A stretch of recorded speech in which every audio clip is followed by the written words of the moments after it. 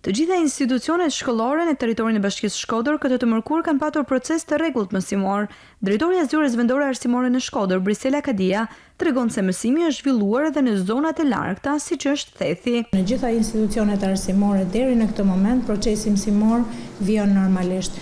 Qofshin këto institucione arsimore në qytet, por edhe në zonat e thella malore, nuk kemi raportime të problematikave që të cënojnë procesin mësimor. Nuk kemi raportime që mësuesit ose nxënësit e kanë të pamundur aksesimin në institucion për shkak të rreshjeve ose për shkak të rënieve të dherave në rrugë. Kadia thotë se ZVA ka marrë masat edhe në rast të përkeçimit të kushteve atmosferike, duke aktivizuar në zonat e thella malore mësuesit e zonës, që janë edhe pjesë e portalit. Edhe në rastet më emergjente, edhe nëse mund të ndodhë që mësuesit mund të kenë të pamundur aksesimin në institucion, ne kemi mësues të zonave malore, që janë në fakt mësues të sistemit, që për asnjë moment nuk e ndalojnë zhvillimin normal të procesit mësimor.